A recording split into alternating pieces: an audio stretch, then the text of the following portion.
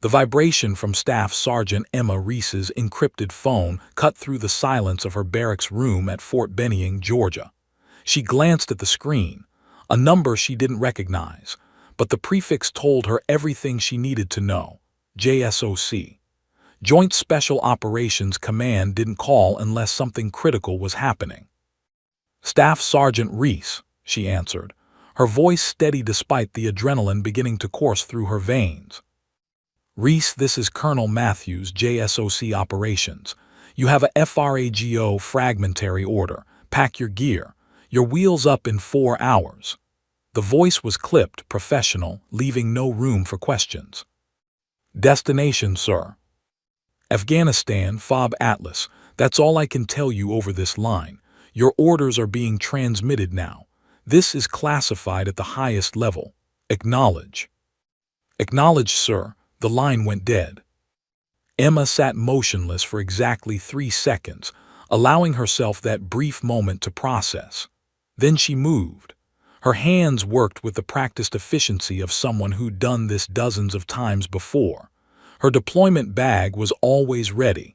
It was a habit she developed after her first combat tour. She pulled it from her locker and began adding the essentials: extra uniforms, hygiene kit, personal medical supplies, and the small waterproof notebook where she kept her range data and ballistic calculations.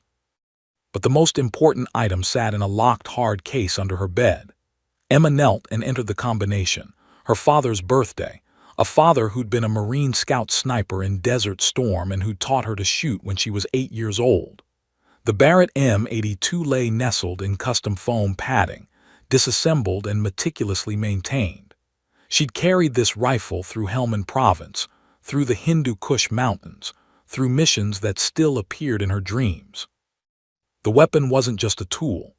It was an extension of her will, a precision instrument that had saved lives and taken them when necessary. She ran her fingers along the barrel, checking for any imperfection she knew wouldn't be there. Satisfied, she secured the case and pulled out her second bag, the one containing her optics, range finder, ballistic computer, and the hand-loaded ammunition she trusted more than factory rounds. 4 hours later, Emma found herself on a C-130 Hercules transport plane, the only passenger among pallets of supplies bound for various bases across Afghanistan. The loadmaster, a staff sergeant who looked barely old enough to vote, offered her earplugs and a bottle of water before leaving her alone with her thoughts. She used the flight time the way she always did, mentally preparing. Emma pulled out her notebook and reviewed her data from the last qualification shoot. Groups at 1,500 meters, all within a 6-inch spread. She'd been shooting well lately, her body and mind in that rare state of perfect synchronization that separated good snipers from great ones. 12 hours, 2 refueling stops and 1 transfer later, Emma's boots hit the tarmac at Bagram Airfield. The Afghan heat struck her like a physical force, even in the early morning hours. The air smelled of dust, jet fuel, and something else, the distinctive scent of a war zone, a mixture of burning trash and ancient earth that every veteran recognized instantly. A young lieutenant with Ranger tabs met her at the aircraft. Staff Sergeant Reese. "That's me." "Ma'am, I'm Lieutenant Carver. I'm your liaison to get you to FOB Atlas. We have a Black Hawk waiting." He eyed her rifle case with professional interest. "They said to expedite your movement. Whatever you're here for must be important." "I honestly don't know what I'm here for, Lieutenant," Emma replied, hoisting her bags. "I was just told to show up." The Black Hawk flight took another 90 minutes, following valleys and ridgelines to avoid potential threats. Emma watched the landscape pass below, mountains that had swallowed empires, villages unchanged for centuries, and the occasional burned-out vehicle marking where violence had erupted. She'd seen this terrain before, had operated in these mountains, but the land never lost its harsh beauty or its danger. FOB Atlas appeared as they crested a ridge, a collection of reinforced buildings, HESCO barriers and guard towers carved into a mountainside. The base was small, which meant it was either a logistics hub or a special operations forward operating point. Given her summons, Emma suspected the latter. The helicopter flared and landed in a cloud of dust. Emma jumped out, her bag secure, and moved quickly away from the rotor wash. A sergeant in Navy-type III camouflage uniforms waited at the edge of the landing zone, his bearing marking him as special operations even without the trident insignia on his chest. "Staff Sergeant Reese, follow me, the Admiral is waiting." "Admiral?" Emma's mind raced. Flag officers didn't typically involve themselves in individual soldier movements unless something significant was happening. She followed the SEAL through a maze of barriers and sandbag walls, noting the increased security, guards at every checkpoint, multiple layers of entry control, and the kind of hardened facilities that suggested this base dealt with sensitive operations.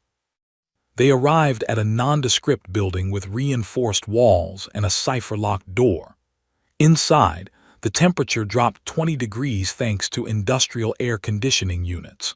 The SEAL led her down a corridor and stopped at a conference room entrance. "They're waiting for you inside, Staff Sergeant. Good luck." He knocked twice and opened the door. Emma stepped into the room and felt every eye turn toward her. At least 15 men sat around a large table covered with maps, satellite imagery, and tactical planning materials. All of them wore the tan uniforms and insignia of Naval Special Warfare SEALs, some of the most elite warriors in the American military. And she, in her Army multicam, was clearly not part of their brotherhood. At the head of the table sat a man whose presence dominated the room. Rear Admiral Jackson Cole was in his early 50s, with iron-gray hair cut high and tight, a weathered face that spoke of decades in the field, and eyes that missed nothing. 3 rows of ribbons on his chest included the Navy Cross, multiple silver stars, and combat decorations from every major conflict of the past 30 years. Cole looked up from a personnel file, her file, Emma realized, and his expression hardened. The room fell silent. "Who the hell authorized this?" he demanded, his voice carrying the command authority of someone accustomed to immediate obedience. He slapped the file on the table hard enough that the sound echoed. "Someone explain to me why, in the middle of the most critical mission of the year, Command sends me a staff sergeant from Fort Benning instead of a SEAL sniper."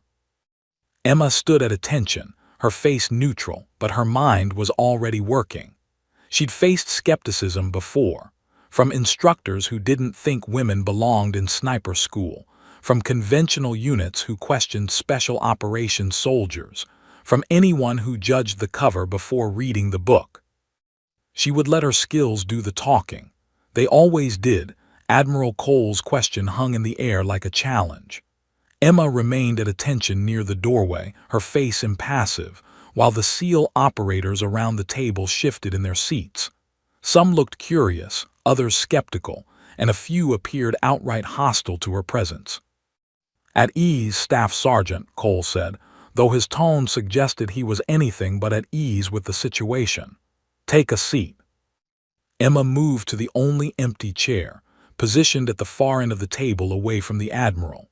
She set her rifle case carefully against the wall, noting how several of the SEAL's eyes followed the Barrett's distinctive profile. As she sat, she quickly scanned the satellite imagery spread across the table, topographic maps of mountainous terrain, thermal imaging of a compound, and what appeared to be target photographs. Cole stood picking up a laser pointer. "Gentlemen and Sergeant, let me bring everyone up to speed. 3 weeks ago, intelligence identified a high-value target operating in the Kunar province." He clicked a remote, and a photograph appeared on the screen mounted on the wall. The image showed a bearded man in his 40s, wearing traditional Afghan clothing, his eyes cold and calculating. "This is Khalid Nazari, Taliban senior commander. He's responsible for coordinating attacks across 3 provinces, including the IED network that killed 17 American soldiers in the past month alone." Cole's voice hardened. "He's also the architect behind the ambush of an SF team 2 weeks ago. 4 men didn't make it home because of him. The room's atmosphere grew heavier. Every man there had lost brothers in arms. This wasn't just another mission, it was personal. Cole advanced the slides, showing more images of Nazari meeting with other insurgents, receiving weapons shipments, and surveying terrain for future attacks. Our intelligence assets have been tracking him for months, but he's smart. He moves constantly, never sleeps in the same location twice, and surrounds himself with experienced fighters. Another click brought up a satellite image of a compound nestled in a mountain valley. Yesterday, we got a break. Nazari is meeting with 2 other high-level commanders at this location. Our sources confirm he'll be there for exactly 48 hours before moving again. This is our window. Emma leaned forward slightly, studying the topography. The compound sat in a natural fortress, steep mountains on 3 sides, a narrow valley approach that would be a killing zone for any ground assault, and what appeared to be multiple defensive positions. Now here's our problem, Cole continued, zooming in on the satellite image. The compound is heavily defended, 20 to 30 fighters at minimum, PKM machine guns, RPGs, and they've mined the approaches. A direct assault would result in unacceptable casualties, even for this target. He moved the laser pointer across the image, tracing a line from a ridge on the opposite side of the valley to the compound. The only viable option is a precision strike. We eliminate Nazari, then the assault team moves in to exploit the chaos and capture or kill the other commanders. One of the SEAL team leaders, a lieutenant commander with a thick beard and a scar across his cheek, spoke up. "Sir, what's the distance from the hide site to target?" 2,387 meters, Cole replied flatly. The room erupted in low whistles and muttered comments. Emma kept her expression neutral, but her mind was already working through the calculations. Nearly a mile and a half. At that distance, she'd need to account for significant bullet drop, wind deflection, the Coriolis effect from the Earth's rotation, and the air density changes from the altitude. It was an extreme-range shot, even for a .50 caliber round. Exactly, Cole continued. Which is why I've spent the past week contacting every qualified long-range precision shooter in theater. The Marine Scout sniper who made that 1,800-meter shot in Fallujah. He looked at the terrain and said the angle makes it impossible. Too steep, too much vegetation blocking the line of sight. The Army Special Forces sniper from 3rd Group. He calculated the wind variance in that valley and said we'd need a miracle. Cole's eyes swept the room. I had a SEAL chief with 15 years of experience tell me that even if someone could make the shot, the window of opportunity is too narrow. Nazari only exposes himself for about 90 seconds when he steps onto the balcony for his morning prayers. 90 seconds to range, calculate, and fire. One chance. Miss, and he disappears for another 6 months while more Americans die. The Admiral turned his gaze directly to Emma, and she felt the weight of his scrutiny. So when command tells me they're sending the perfect shooter for this mission, I expect a SEAL with a proven record at extreme distance. Instead, I get, he gestured toward her, an Army staff sergeant I've never heard of. Emma met his eyes steadily, refusing to look away. She understood his concern. Lives depended on this shot, and he didn't know her capabilities. But she also knew her record spoke for itself, if only he'd actually read it. Staff Sergeant Reese, Cole said, his tone shifting to interrogation mode. Your file says you qualified as an Army sniper 3 years ago. What's your longest confirmed kill? 1,847 meters, sir. Helmand Province, 18 months ago. Confirmed by whom? 2 spotters and aerial surveillance, sir. Taliban weapons facilitator. The after-action report is classified, but it's in my jacket. Cole's eyes narrowed. Target was stationary or moving. Moving, sir. Walking across a compound courtyard. A few of the SEALs exchanged glances. An 1,800-meter shot on a moving target was impressive. regardless of service branch. Mountain warfare experience, Cole continued. 14 months in the Hindu Kush, sir, operating at elevations between 6,000 and 12,000 feet. Familiar with the Barrett M82? Yes, sir. I've logged approximately 10,000 rounds through my weapon. Emma paused, then added, I hand-load my own ammunition to ensure consistency. Cole walked slowly around the table toward her, his expression unreadable. The M82 is a heavy weapon. How do you handle recoil management on extended operations? Proper position, sir, technique over strength, and I train with it constantly. How many failed shots have you had in combat? Emma didn't hesitate. 3, sir. 1 due to unexpected wind shift, 1 because the target moved behind cover during bullet flight time, and 1 because my spotter gave me incorrect range data. Cole seemed slightly surprised by her honesty. Most soldiers would have claimed perfection. The SEAL team leader who'd asked about distance earlier leaned toward Cole and whispered something. Emma couldn't hear the words, but she caught the skeptical expression, the subtle shake of his head. Cole nodded, then turned back to Emma. Staff Sergeant, I appreciate your service and your candor, but this mission requires absolute precision under the worst possible conditions. I can't risk American lives on an unknown quantity, regardless of what your file says. He moved toward the door. I'm going to contact command and request they send us someone with more experience at extreme range, someone whose capabilities I can verify. I'm sure you understand it's nothing personal. Emma stood smoothly, the movement precise and controlled. The sound of her chair pushing back stopped Cole mid-sentence. Every eye in the room turned toward her. Admiral, she said quietly, her voice carrying despite its measured tone. Permission to show you my weapon and credentials, sir.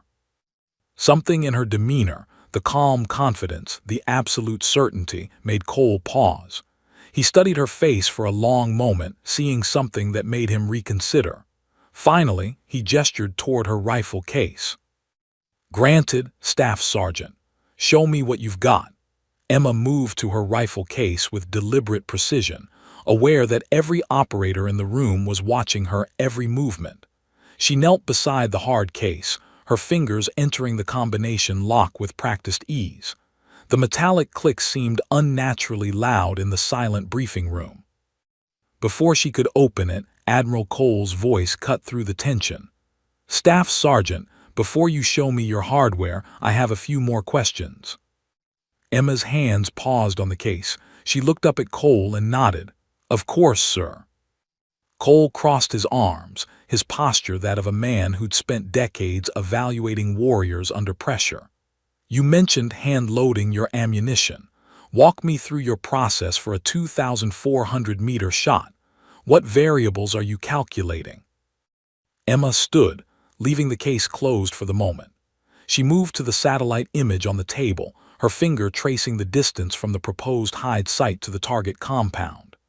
At that range, sir, I'd start with environmental factors. Temperature, humidity, and barometric pressure all affect air density, which changes bullet velocity and trajectory. I'd need current weather data and historical patterns for that valley to predict conditions during the mission window. She pointed to the elevation markers on the topographic map. The hide site appears to be at approximately 8,200 feet, while the target compound sits at 7,400 feet. That 800-foot elevation difference creates a downward angle that affects the bullet's path. Most shooters forget to account for the cosine of the angle. They calculate for the line-of-sight distance instead of the horizontal distance, which throws off their elevation adjustment. One of the younger SEALs leaned forward, genuinely interested now. Emma continued, her voice steady and confident. Then there's wind. In mountainous terrain, especially in valleys like this, you don't get consistent wind. You get thermals rising from the valley floor, downdrafts from the peaks, and crosswinds that can shift every 100 meters along the bullet's path. She traced the trajectory line with her finger. I'd need to observe the valley for hours, watching vegetation movement, dust patterns, mirage distortion through the scope. I'd build a wind map for different times of day. Cole's expression remained skeptical, but Emma noticed he'd uncrossed his arms, a subtle shift in body language. "What about the Coriolis effect?" he asked. At 2,387 meters, firing east to west in the northern hemisphere, the Coriolis effect would push the bullet right and slightly down, Emma replied without hesitation. The exact deviation depends on latitude. Here in Afghanistan, at approximately 35 degrees north, I'd calculate roughly 3.2 inches of horizontal drift. Not massive, but at extreme range, every inch matters. The SEAL team leader with the scar, Emma had noticed his name tape read Dalton, spoke up, his tone challenging. "That's textbook knowledge, Staff Sergeant. Any sniper can recite formulas. Making the shot under pressure is different. What's your cold bore accuracy?" Emma turned to face him directly. "My first shot from a cold barrel at 1,000 meters typically impacts within 2 inches of point of aim, Lieutenant Commander. I verify this monthly. At 2,000 meters, I'm within 6 inches. I can provide my range logs if you'd like to review them." "How many times have you engaged targets beyond 2,000 meters?" Dalton pressed. "In combat, twice, both successful eliminations. On the range, I shoot past 2,000 meters at least twice a month, conditions permitting." Another SEAL, a chief petty officer with graying hair, joined the interrogation. "The Barrett M82 is a beast, weighs 30 pounds loaded. How do you handle portability during infiltration to a hide site?" "Carefully, Chief," Emma replied with the slightest hint of a smile. "I break it down, distribute weight between myself and my spotter. I've carried it 12 miles through the Hindu Kush in full kit. It's heavy, but it's also the tool required for this specific job. You don't complain about the weight of a breaching charge when you need to make entry." The chief nodded slowly, acknowledging the logic. Cole circled around the table, his eyes never leaving Emma. "Let's talk about the shot itself. You've got 90 seconds from when the target appears to when he goes back inside. Factor in ranging, wind calculation, final adjustments. How do you manage that timeline?" "Preparation, sir," Emma said immediately. "Before the target appears, I've already ranged every significant landmark around the probable appearance point. I've been reading wind for hours, know the patterns. My rifle is pre-staged with my best calculated solution. When he appears, I'm confirming variables, not starting from zero. A good sniper spends hours preparing for seconds of action." "And if your calculations are wrong," Cole challenged, "if the wind shifts just as you fire, if there's a thermal draft you didn't predict, you miss, and our one chance to eliminate a man who's killing Americans evaporates." Emma's jaw tightened slightly, the first crack in her professional composure. "Then I live with that failure for the rest of my life, sir. But I don't miss because I didn't prepare. I don't miss because I rushed. And I sure as hell don't miss because someone decided I couldn't make the shot before even giving me a chance." The room went completely silent. Emma had just challenged a flag officer, and every man present knew it. Cole's eyes flashed, but not with anger, with something else. Respect, perhaps, or recognition. "Bold words, Staff Sergeant," Cole said quietly. "Can you back them up?" "I wouldn't be here if I couldn't, sir." Dalton stood abruptly, his chair scraping against the floor. "Admiral, with all due respect, we're wasting time. We have proven SEAL snipers who can make this shot. We don't need—" "What you need," Emma interrupted, then caught herself. "What the mission needs, Lieutenant Commander, is someone who can guarantee results. I understand your concern. You don't know me. You haven't worked with me. My uniform is different, and yes, I'm a woman in a field dominated by men. But none of that changes the fact that I can make this shot." Cole held up a hand, silencing Dalton before he could respond. "Staff Sergeant Reese, I've read your file. On paper, you're qualified. But paper doesn't mean much when bullets start flying. I need to know you can handle the pressure, the isolation of being the lone Army operator on a SEAL mission, and the weight of knowing that if you fail, good men might die during the follow-on assault." "I've handled it before, sir," Emma said quietly. Where? Cole demanded. Give me specifics. Emma hesitated for just a fraction of a second. Sir, most of my after-action reports are classified above.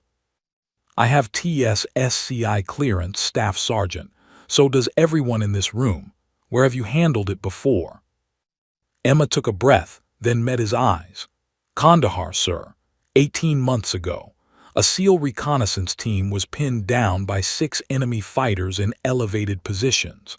I eliminated all 6 targets in 12 seconds from 1,400 to 1,800 meters while under fire myself. The team exfiltrated with no casualties. The room erupted in whispered conversations. Cole's eyes widened slightly, and Dalton's hostile expression transformed into shock. That was you, the gray-haired chief said, standing up. That was the ghost operation. Emma said nothing, but her silence was confirmation enough. Cole stepped closer, his entire demeanor shifting. Show me your rifle, Staff Sergeant, and show me your credentials, all of them. Emma nodded and knelt beside her case once more. This time, when her fingers worked the latches, her hands were completely steady. She knew what was about to happen. She knew what they were about to see. And she knew everything was about to change. The case opened with a soft click, and Emma began to lift the lid. The lid of the rifle case swung open, revealing custom-cut foam padding that cradled the disassembled components of Emma's Barrett M82 like precious artifacts. The distinctive barrel emerged first as she lifted it from its cradle, 50 inches of matte black steel, worn smooth in specific places where her hands had gripped it thousands of times. Unlike the factory-fresh weapons issued from armories, this barrel told stories through its honest wear patterns. Emma's hands moved with the fluid confidence of a concert pianist, assembling the weapon with practiced precision. The upper receiver locked into place with a satisfying mechanical click. The bolt carrier group slid home. Each movement was economical, purposeful, free of hesitation or wasted motion. She'd assembled this rifle in pitch darkness, in sandstorms, in the back of moving vehicles. Here, in the air-conditioned briefing room with perfect lighting, it took her less than 30 seconds. The assembled Barrett M82 now lay on the conference table, and every operator in the room leaned forward to examine it. This wasn't a safe queen or a showpiece. This was a working weapon that had seen real combat. "May I?" asked the gray-haired chief, gesturing toward the rifle. Emma nodded. "Of course, Chief." He lifted it carefully, his experienced hands immediately nodding the modifications. "This isn't standard issue. You've customized the muzzle brake, replaced the bipod with an atlas, added a level to the scope mount." He squinted at the serial number etched into the receiver. "This is an early military model. You've been shooting this specific rifle for what, 4 years?" "5, Chief. It was my father's before it was mine." "Marine Scout Sniper, First Gulf War." The chief's expression shifted to something approaching reverence. He set the rifle down gently, as if it were a sacred object. "That explains the modifications. Your old man taught you well." Emma reached back into the case and withdrew a Leupold Mark V HD scope, its tube covered in tiny scratches and dings that spoke of hard use. "I use this for extreme range work. 35 power magnification, first focal plane reticle parallax adjustment that I've personally verified at every 100-meter increment from 500 to 2,500 meters." She set the scope beside the rifle, then added her ballistic computer, rangefinder, and finally, a worn leather logbook. "This contains every shot I've taken beyond 1,000 meters for the past 3 years. Environmental conditions, calculations, results. I review it before every mission."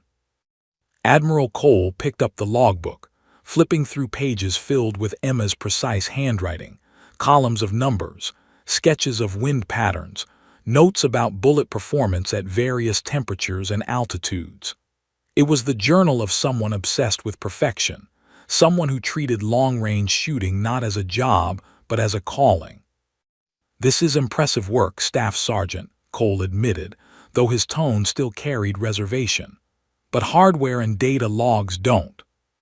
He stopped mid-sentence.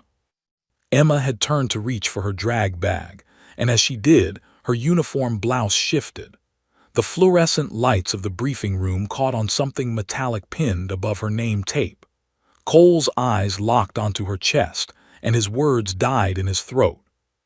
The room fell silent as every operator followed the Admiral's gaze.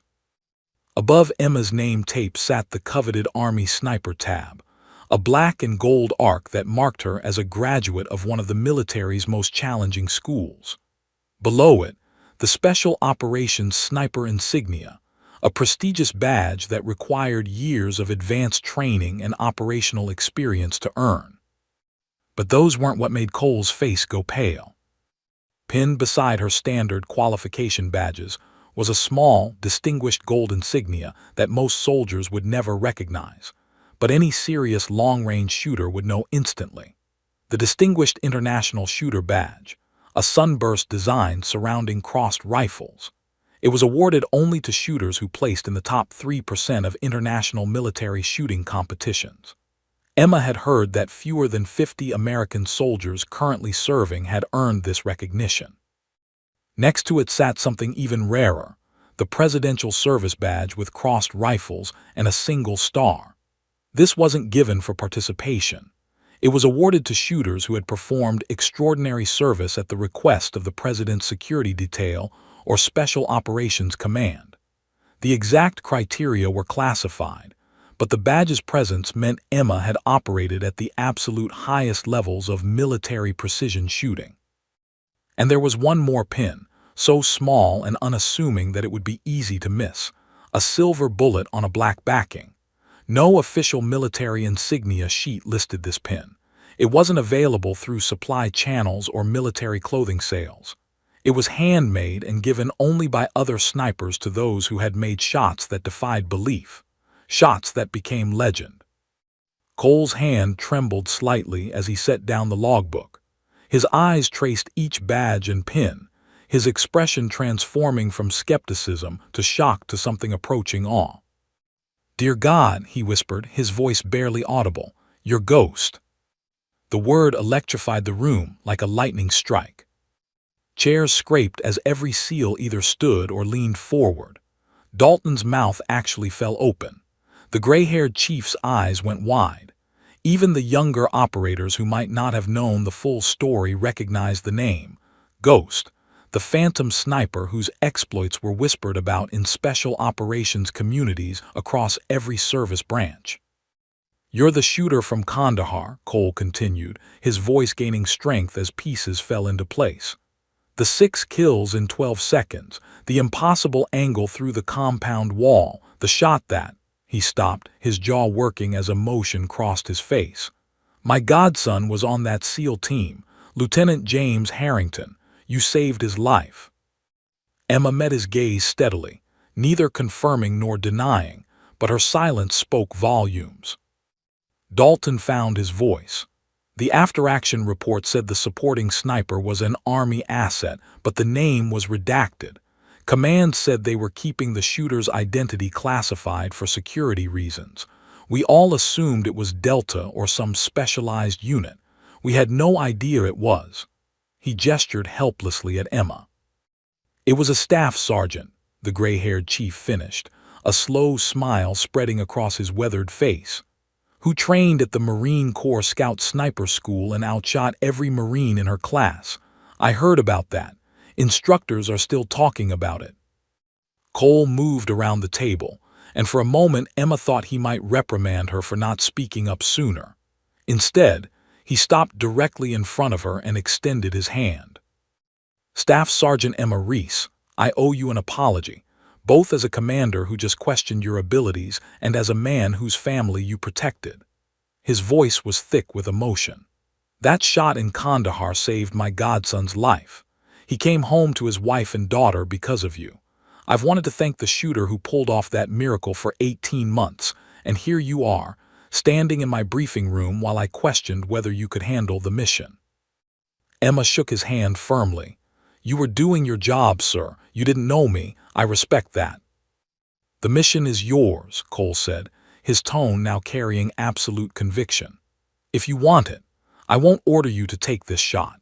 It's dangerous, the odds are brutal, and if something goes wrong, you'll be alone on that ridge with limited exfiltration options. But if you're willing, I can't think of anyone in the entire United States military I'd rather have behind that Barrett." Emma didn't hesitate. "I'm here to work, Admiral. Let's get it done." Cole nodded, then turned to address the room. "Gentlemen, let me make something crystal clear. Staff Sergeant Reese is now the primary shooter for this operation. She will have full authority over mission planning related to the precision strike. Her requirements are our requirements. Her timeline is our timeline. Anyone have a problem with that?" Silence. Then Dalton stood and moved toward Emma, extending his hand. "Ma'am, I apologize for my earlier skepticism. It would be an honor to work with you." One by one, the other SEALs followed suit, introducing themselves, shaking her hand, their earlier hostility replaced by professional respect and genuine curiosity. The gray-haired chief was last. "Chief Petty Officer Marcus Webb, ma'am. I'd like to volunteer as your spotter if you'll have me. I worked as a sniper for 12 years before I moved to team leadership. I know these mountains, and I know how to read wind in terrain like this." Emma recognized the name immediately. Webb was legendary in SEAL sniper circles. "Chief, I'd be honored to work with you." Cole clapped his hands once, breaking up the introductions. "All right, we've wasted enough time. Staff Sergeant Reese, Chief Webb, you have 48 hours to plan this shot and prepare. The rest of you, let's start mission planning for the follow-on assault. We've got work to do." As the room erupted into organized chaos, maps spreading across tables and operators breaking into planning groups, Emma caught Cole's eye one more time. He nodded at her, a gesture of respect between warriors. The Barrett M82 lay on the table, no longer just a rifle but a promise.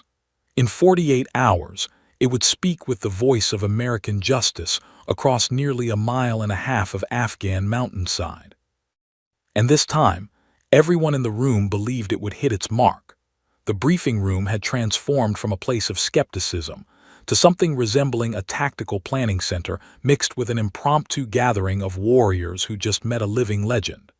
As the initial shock of Emma's revelation settled, the questions began, not challenging ones, but genuine inquiries from professionals who wanted to understand the person behind the myth. Chief Webb pulled up a chair beside Emma as she began examining the satellite imagery with fresh eyes. "Ma'am, if you don't mind me asking, how did you end up with the Carlson ghost?" Emma looked up from the terrain analysis, a slight smile crossing her face. "I didn't pick it, Chief. After Kandahar, the SEAL team I supported started calling me that. They said I appeared out of nowhere, eliminated the threats, and disappeared before they could even thank me.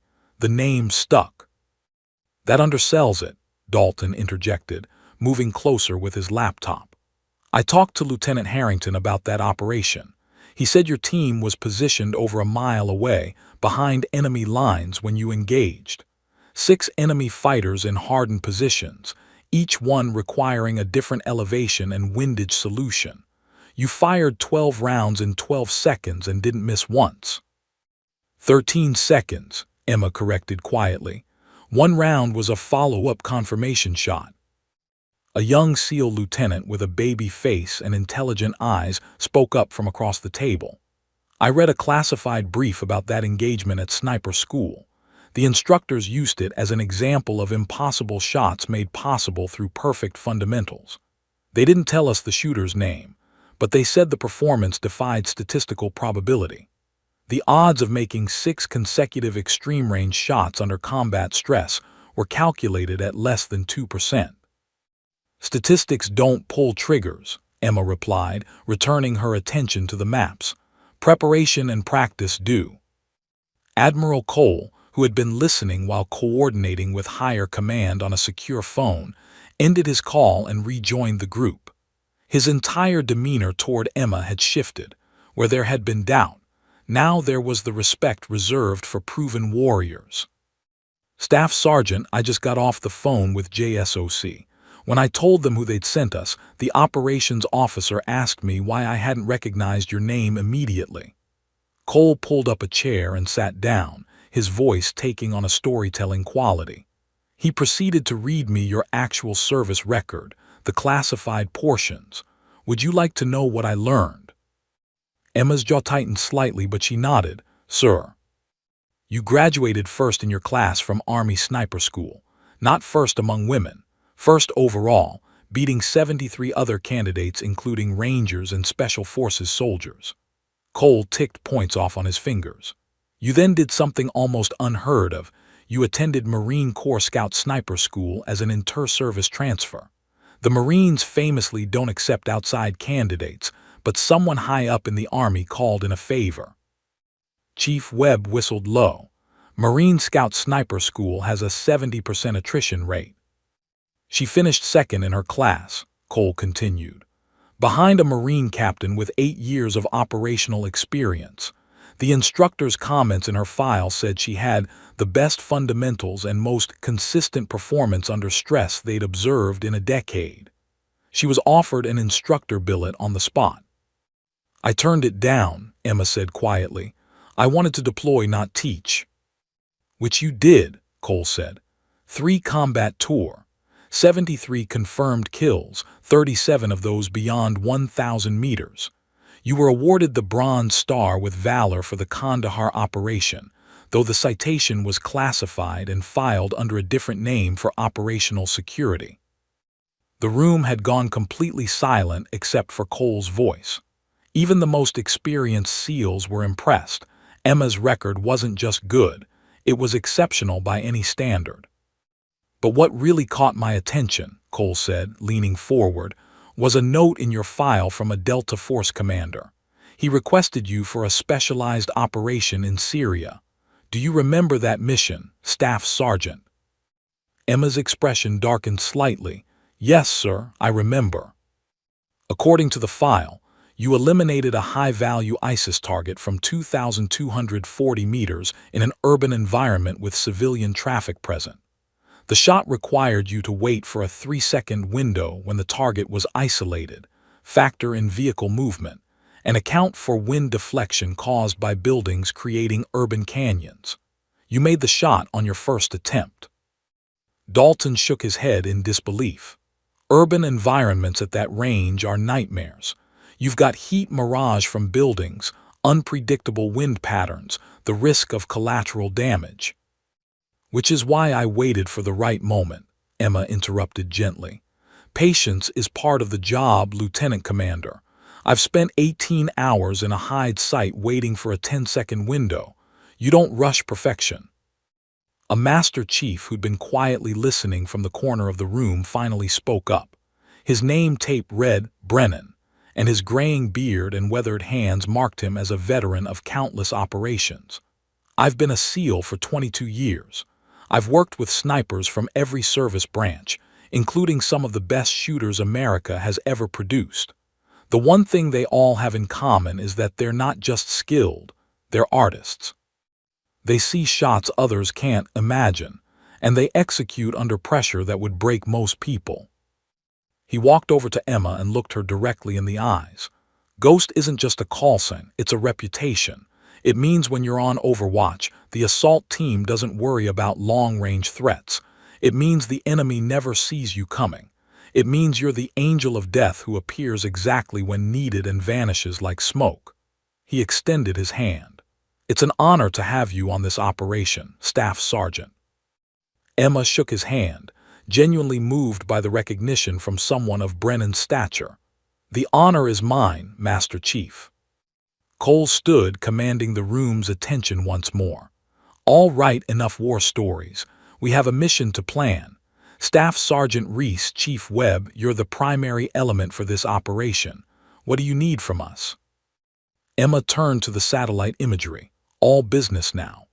I need detailed meteorological data for the target valley, wind speed and direction for the past 30 days, temperature variations by time of day, barometric pressure trends.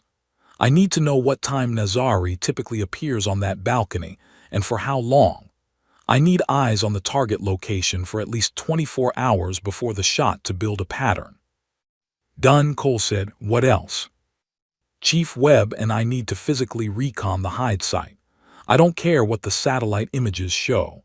I need to see the actual position, test the line of sight, verify there are no obstructions the imagery might have missed. We'll need a small security element to get us there and back. Dalton nodded. My team can handle that. We'll insert you tonight under darkness. I'll need access to a range where I can verify my rifle's zero and test fire the ammunition I'll use for the shot, Emma continued. Same elevation as the target area if possible. I want to confirm my ballistic data at altitude. We have a range about 6 miles from here at similar elevation, Chief Webb offered. We can get you there this afternoon. Emma nodded, then looked directly at Admiral Cole. And sir, I need one more thing. Name it. I need everyone to stop calling me ma'am. I'm a staff sergeant, not an officer. Call me Reese, call me Ghost if you want, but I work for a living. A slight smile played at her lips. No offense to the Admiral. The room erupted in laughter, the tension finally breaking. Cole grinned, the first genuine smile Emma had seen from him. Fair enough, Reese, fair enough. As the SEALs dispersed to their various planning tasks, Chief Webb leaned over to Emma and spoke quietly. You know, the boys are going to want to hear the real story of Kandahar eventually. They're too professional to pry, but the curiosity is killing them. Emma looked up from the topographic map she was studying. Then let's make sure this mission goes perfectly, Chief. That way, they'll have a new story to tell instead. Webb chuckled. Roger that, but between you and me, what really happened that day? Emma was quiet for a moment, her eyes distant as memory took her back 18 months. 6 Taliban fighters had a SEAL recon team pinned in a compound with no escape routes. The SEALs were out of options and out of time. I had 12 rounds and 12 seconds before the enemy would overrun their position. She met Webb's eyes. So I didn't miss. When lives depend on you, failure isn't an option you allow yourself to consider. That's what makes you Ghost, Webb said softly. Not the skill, the certainty. Emma returned to her calculations, but a small part of her acknowledged the truth in his words. Somewhere along the way, she'd stopped being Emma Reese, the girl from Georgia who learned to shoot from her Marine father. She'd become something else, a weapon honed to perfection, a guardian angel for warriors in harm's way. In 48 hours, she'd prove it again. The Afghan sun was beginning its descent behind the mountains when Emma and Chief Webb arrived at the range 6 miles from Fob Atlas. The facility was rudimentary, sandbag berms, a few steel target frames, and a concrete shooting platform. But it sat at 8,100 feet elevation, nearly identical to where Emma would take her shot in 36 hours. Emma methodically unpacked her equipment, laying everything out with the precision of a surgeon preparing for a complex operation. The Barrett M82, her loopled scope, her ballistic computer, 3 different types of ammunition she'd hand-loaded to different specifications, and her worn logbook. Chief Webb watched in silence, recognizing the ritual of a true professional. I loaded these rounds 6 months ago, Emma explained, holding up a shiny brass cartridge.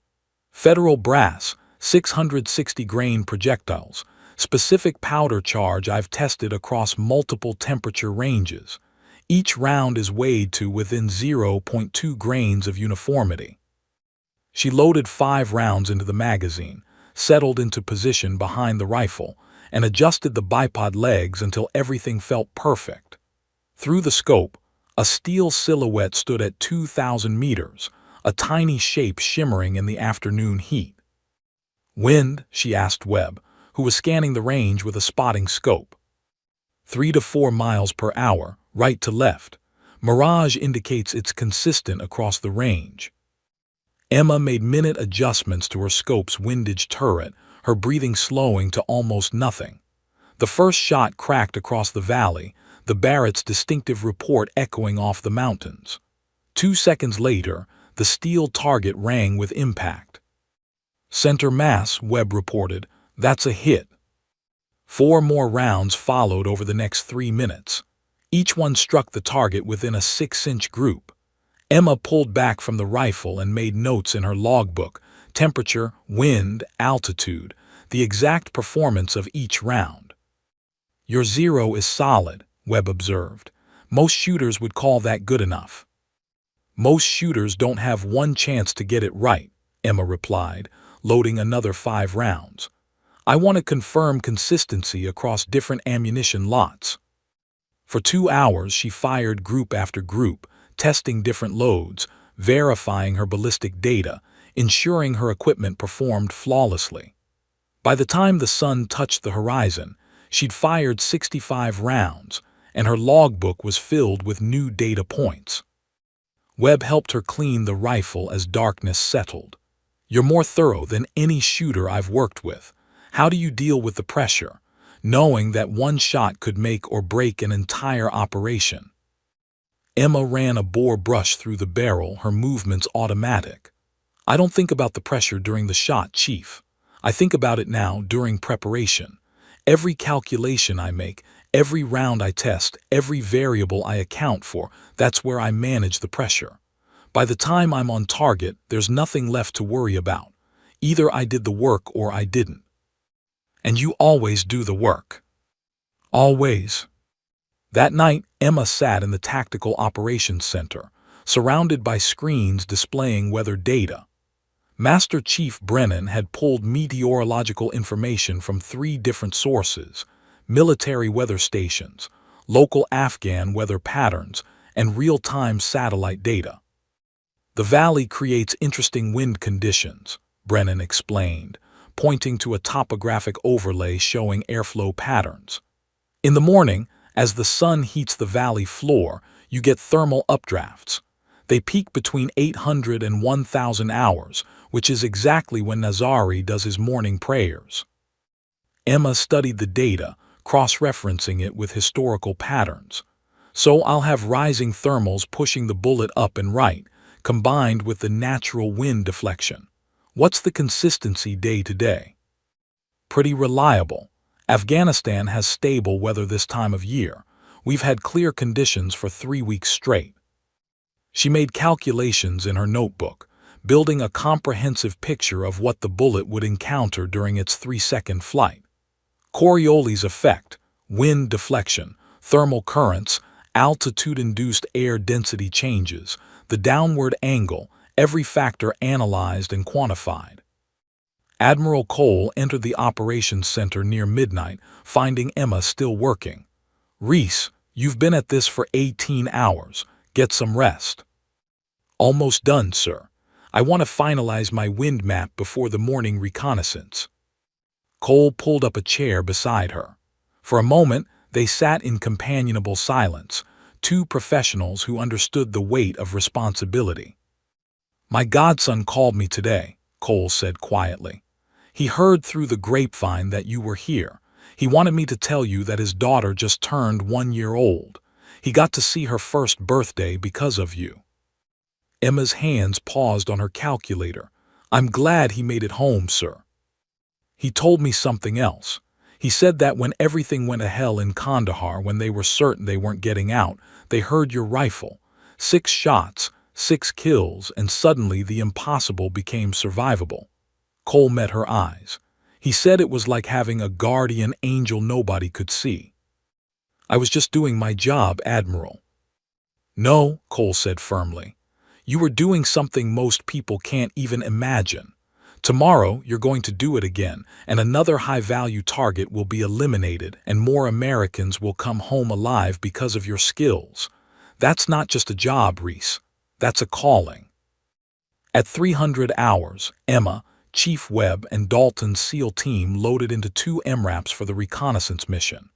They drove without lights through mountain passes, night vision turning the world into shades of green. 2 hours later, they reached the ridge that would serve as Emma's hide site. She moved forward with Webb, both of them low-crawling the final 100 meters to avoid silhouetting against the sky. As dawn broke, Emma positioned herself exactly where she'd take the shot and looked through her rangefinder. The target compound sat across the valley, 2,387 meters away according to the laser rangefinder. Through her scope, she could see the balcony where Nazari would appear. She studied every detail, the railing height, the shadows cast by the building, the sight lines, potential obstructions. "Line of sight is clear," she murmured to Webb. "The angle is steep but manageable. I'll need to hold approximately 18 mils low to account for the downward slope." Webb scanned with his spotting scope, memorizing landmarks for wind reading. "See those trees at 800 meters, and the dust near that compound at 1,500. Those'll be our wind indicators during the shot." They spent 3 hours on that ridge, Emma absorbing every detail, building a mental map of the terrain. She watched how the light changed, how the wind shifted as the sun rose, how the thermal currents developed exactly as the weather data predicted. By the time they returned to base, Emma had everything she needed. The variables were known. The calculations were complete. The rifle was zeroed. All that remained was the execution. Back at Fob Atlas, she found Admiral Cole waiting. "How does it look?" "It's a difficult shot, sir," Emma replied honestly. "But it's makeable. I'll need perfect conditions and a bit of luck, but I can do it." Cole studied her face, seeing the quiet confidence of a warrior who'd done the work. "I believe you. Mission is greenlit for tomorrow morning. Wheels up at 200, you'll be in position by 500. Nazari appears between 7:30 and 7:45 for morning prayers. That's your window." Emma nodded. "We'll be ready." That evening she sat on her bunk, disassembling and cleaning her rifle one final time. Each component was inspected, verified, and reassembled with loving care. This weapon was more than metal and mechanics. It was an extension of her will, a tool of precision that had never failed her. Chief Webb found her there, still working in the dim light. "Get some sleep, Ghost. Tomorrow's a big day." "In a minute, Chief. I just want to run through my checklist one more time." Webb smiled knowingly. He'd worked with enough snipers to understand that this final preparation wasn't about the equipment. It was about the mental game, the ritual that put a shooter in the right headspace for the impossible. "You know," Webb said, "I've spotted for a lot of shooters, but I've never been more confident going into a mission than I am right now. Whatever happens tomorrow, I'm honored to be your spotter." Emma looked up, genuine appreciation in her eyes. "The honor is mine, Chief. Let's go make history." As Webb left, Emma returned to her rifle, her hands moving through familiar motions. In less than 8 hours, she'd be on that ridge. In 10 hours, she'd look through her scope at a man who'd killed 17 American soldiers. And when the moment came, when everything aligned and the impossible shot presented itself, Emma Reese, Ghost, would not miss. She never did. The darkness before dawn was absolute as Emma and Chief Webb moved into position on the ridge. They'd infiltrated under night vision, Dalton's SEAL team providing security along the approach route. Now, with the assault team positioned 3 kilometers away waiting for her signal, Emma settled into the small depression she'd identified during reconnaissance. The hide site was barely large enough for 2 people. Rocky ground, sparse vegetation, and a perfect line of sight across the valley to Nazari's compound. Emma arranged her equipment with methodical precision. The Barrett M82 on its bipod, her ballistic computer within easy reach, her rangefinder, and the hand-loaded ammunition she'd tested yesterday. Chief Webb positioned himself slightly behind and to her left, his spotting scope already scanning the valley. "Time is 5:12, he whispered. "We're 2 hours and 18 minutes from the expected window." Emma nodded, settling in behind her rifle. The waiting began. Through her scope, the compound was a dark silhouette against the lightening sky. As dawn broke slowly across the Afghan mountains, Details emerged: the balcony where Nazari would appear, the guards patrolling the perimeter, the vehicles parked in the courtyard. Everything matched the intelligence photographs perfectly. "Range?" Emma asked softly. Webb activated the laser rangefinder, painting the balcony. 2,387 meters. Confirmed. Emma's fingers moved across her ballistic computer, inputting the exact distance. The device calculated the bullet drop. At this range, the .50 caliber round would fall nearly 40 feet during its flight. She'd need to aim that far above her target, trusting physics and mathematics to bring the bullet back down to the point of impact. Temperature is 62 degrees, humidity 43%, barometric pressure 25.84, Webb reported, reading from his Kestrel weather meter. Wind is light, 3 miles per hour from the southwest. Emma made minute adjustments to her scope's elevation and windage turrets. Each click represented a small change in the point of impact, and at this distance, a single click could mean the difference between a hit and a miss. The sun rose higher, warming the valley floor. Through her scope, Emma watched the thermal mirage begin to dance, heat rising from the ground, creating distortion that would affect her bullet's path. She'd accounted for this in her calculations, but she watched it carefully, reading the invisible currents of air like a sailor reading wind on water. 6:30 hours, 1 hour to go. Emma's breathing had slowed to a meditative rhythm. Her heart rate was 52 beats per minute, the product of years of mental conditioning and physical control. In this state, she could time her shot between heartbeats, eliminating even that tiny pulse of movement. "Movement on the balcony," Webb said suddenly. "Guards checking the area." Emma watched through her scope as 2 Taliban fighters stepped onto the balcony, scanning the surrounding mountains with binoculars. They looked directly toward her position, but she and Webb were invisible, camouflaged, motionless, professional ghosts on a barren ridge. The guards retreated inside. 7:15 hours. "Wind picking up," Webb reported. 5 miles per hour still southwest. Thermals are building as predicted. Emma adjusted her windage 2 clicks right, accounting for the increasing wind. At 2,387 meters, that 5-mile-per-hour breeze would push her bullet nearly 3 feet off course. Combined with the thermal currents rising from the valley, she needed to aim right and slightly low, trusting the math. "You good?" Webb asked quietly. "Good," Emma confirmed. Her voice was calm, almost flat, the sound of a mind completely focused on a single task. 7:28 hours. The balcony door opened.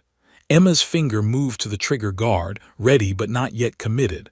A guard stepped out, looked around, then stepped back inside. False alarm.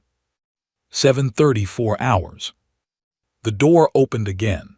This time, 3 men emerged, 2 guards flanking a central figure. Emma's scope was already centered on the doorway, tracking the movement. As the central figure stepped into the light, she recognized him from the intelligence photographs. Khalid Nazari. "Positive ID," Webb breathed. "Center target is Nazari." Emma's crosshairs settled on his chest. He was wearing traditional Afghan clothing, standing at the balcony railing, facing east for morning prayers. The guards positioned themselves on either side but slightly back, giving her a clear shot. "Wind is steady 4 miles per hour southwest," Webb reported, his voice barely a whisper. "Thermals are consistent, range unchanged. You have the green light." Emma's breathing slowed further. In, out, in, out. Her entire world narrowed to the crosshairs dancing slightly on Nazari's center mass. She made a final mental calculation: bullet drop, wind drift, Coriolis effect, the downward angle, temperature, air density. Every variable she'd spent 2 days analyzing crystallized into a single aiming point. She placed her crosshairs 18 mils above and 2 mils right of Nazari's chest, trusting that gravity and wind would bring the bullet back to center. Through the scope, he appeared impossibly small, a tiny figure across a vast distance. Nazari raised his hands to begin his prayers. Emma's finger took up the trigger slack, 3 pounds of pressure, then 4. The Barrett's trigger broke clean at 4.5 pounds. The world exploded. The rifle's reculation drove back into Emma's shoulder with massive force, but she was already recovering, staying in the scope to watch the impact. The distinctive crack of the .50 caliber round echoed across the valley, but the sound would reach the compound long after the bullet did. For 3.2 seconds, time suspended. The bullet crossed nearly 1.5 miles, traveling at over 2,700 feet per second. It arced upward, reached its apex, then descended toward the target, shedding velocity but maintaining its deadly trajectory. Wind pushed it right. Gravity pulled it down. The Earth's rotation affected it microscopically. All of Emma's calculations, all her preparation, all her years of training compressed into those 3.2 seconds. Through the scope, Emma watched Nazari's chest explode in a spray of red mist. The impact drove him backward off his feet. The guards froze in confusion, unable to process what had just happened. One of them looked down at Nazari's body, then around wildly, searching for a threat they couldn't see. "Target down," Emma reported, her voice utterly calm. "Confirmed kill." "Holy," Webb whispered, awe in his voice. "That was a perfect hit, center mass." Emma was already working the Barrett's bolt, chambering another round, scanning for additional targets. But the compound had erupted in chaos. Guards ran in every direction. Men shouted. Someone fired a weapon blindly into the air, having no idea where the shot had originated. "Assault team, this is Overwatch," Webb transmitted on the radio. "Primary target is down. Compound is in disarray. You are clear to begin assault." 3 kilometers away, Dalton's SEAL team launched their attack.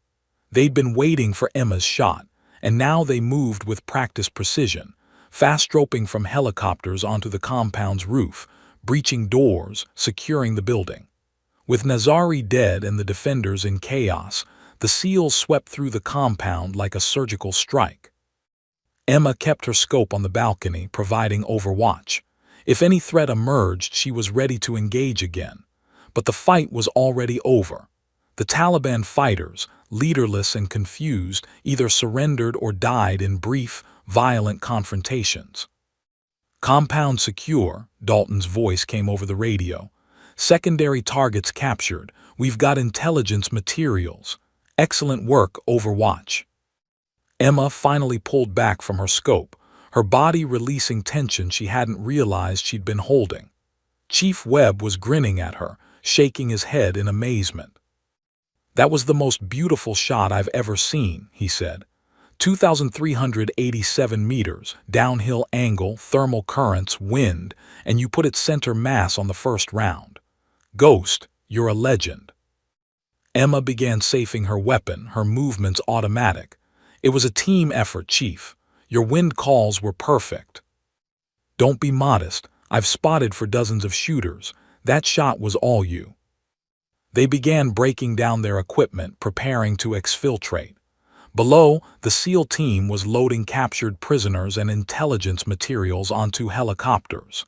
The mission, months of planning, days of preparation, and 3.2 seconds of execution, was complete. As they moved off the ridge, Emma allowed herself a moment of satisfaction.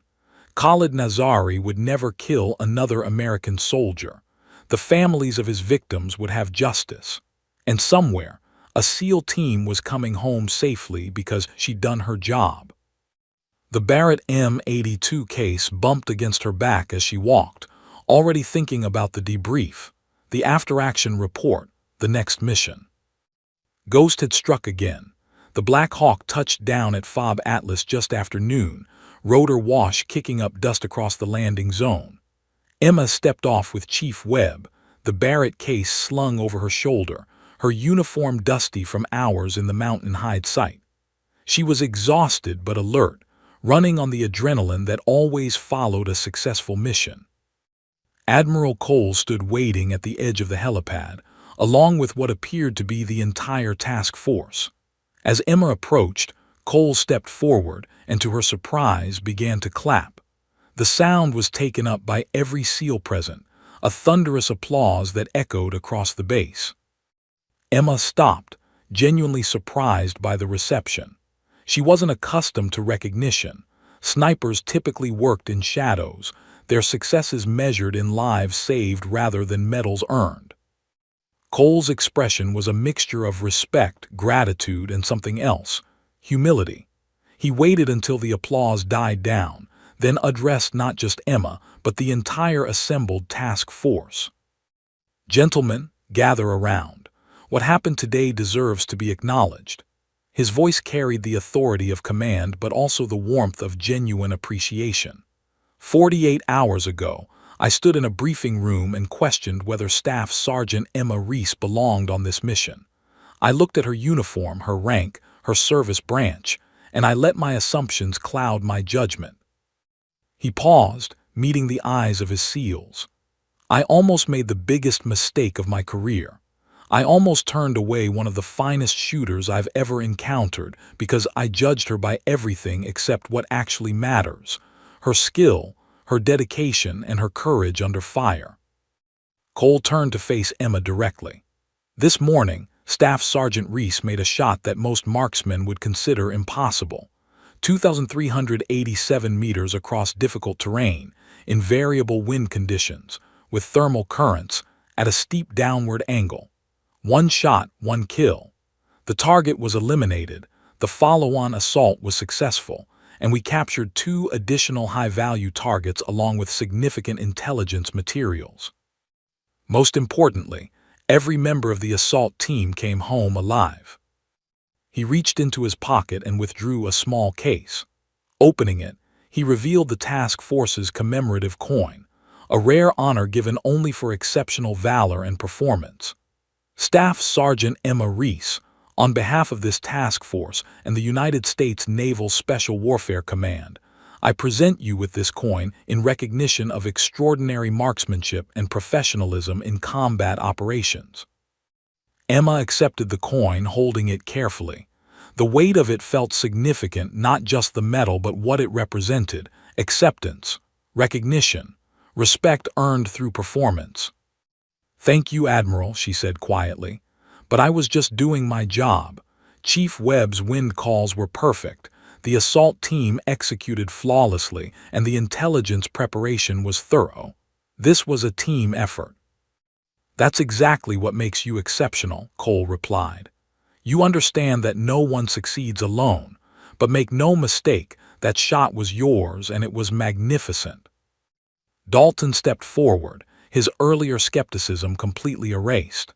"Ma'am, Reese, my team wants you to know that we've worked with a lot of snipers over the years. What you did today was the best Overwatch support we've ever received. You gave us the confidence to execute our assault knowing that you had our backs." Master Chief Brennan added his voice. "In 22 years as a SEAL, I've learned that capability doesn't care about gender, service branch, or rank. It only cares about skill and heart. You've got both in abundance, Ghost. It's been an honor." One by one, the SEALs approached Emma, shaking her hand, some asking questions about the shot, others simply offering their respect. The initial resistance had transformed into genuine professional admiration. As the group began to disperse for the formal debrief, Emma noticed movement at the edge of the crowd. 3 young soldiers, 2 women and a man, all wearing army uniforms, stood watching with expressions of awe and inspiration. The older of the 2 women, a specialist with infantry insignia, gathered her courage and approached. "Staff Sergeant Reese," she said hesitantly, "I'm sorry to bother you, but I had to say something. I'm trying to get into sniper school and everyone keeps telling me women can't handle the physical demands, that we don't belong in precision shooting roles." Her voice strengthened. "Seeing what you did today, hearing how you earned respect from Navy SEALs through pure skill, it means everything to me. You proved it's possible." Emma studied the young specialist, seeing herself years ago determined, facing skepticism, willing to work twice as hard to prove herself. "What's your name, Specialist?" "Martinez, Staff Sergeant." "Specialist Martinez, let me tell you something important. You will face doubt. You will encounter people who judge you before you've fired a single shot. Some will question whether you belong, whether you can handle the pressure, whether you have what it takes." Emma's voice was firm but encouraging. "Don't let their doubts become your limitations. Work harder than everyone else. Master your fundamentals. Be so undeniably skilled that your performance speaks louder than their prejudices. And remember, you're not doing this to prove anything to them. You're doing it because you're capable, because you're called to serve, and because the mission needs the best people regardless of what they look like." Martinez's eyes glistened with emotion. "Thank you, Staff Sergeant. I won't let you down." "You won't let yourself down," Emma corrected gently. "That's what matters." 2 hours later, after the formal debrief and mission documentation, Emma sat in the quiet of the equipment room, cleaning her rifle one final time before packing for departure. Her orders were already cut. She'd be on a transport back to Fort Benning within 12 hours. Chief Webb found her there, 2 cups of coffee in hand. He offered her one and sat down on a nearby equipment crate. "You know, in all my years working with snipers, I've never seen anyone prepare as thoroughly as you did. That shot wasn't luck. It was mastery." Emma accepted the coffee gratefully. "My father used to say that amateurs practice until they get it right. Professionals practice until they can't get it wrong. I just try to be a professional." "Your old man taught you well. Marine Scout sniper, right?" "First Gulf War. He died 6 years ago, cancer from burn pit exposure." Emma ran her hand along the Barrett's receiver. "This was his rifle. Every time I shoot it, I feel like he's still teaching me." Webb nodded respectfully. "He'd be proud of what you've become." They sat in comfortable silence for a moment, 2 warriors who'd shared something significant, a mission executed perfectly, a bond forged through professional excellence. "What's next for you?" Webb asked. Emma smiled slightly. "Whatever mission comes next, Chief. There's always another target, another team that needs overwatch, another impossible shot waiting to be made. Ghost never rests. Not while there's work to be done." As the sun set over Fob Atlas, Emma boarded the helicopter that would begin her journey home. Admiral Cole personally saw her off, shaking her hand one final time. "Reese, if I ever have another mission requiring precision shooting, you'll be my first call.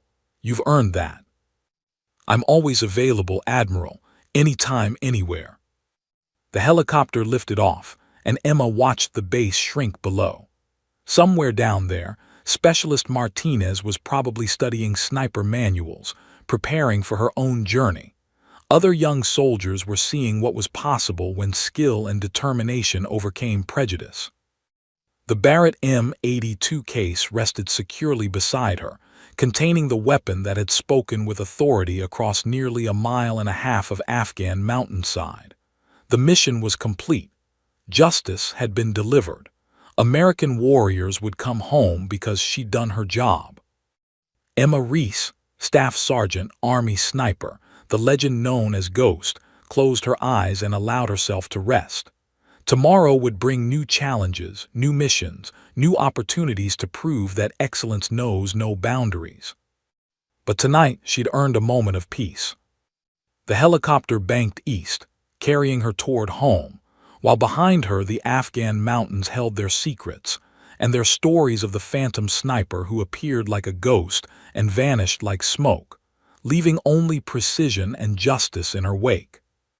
The end.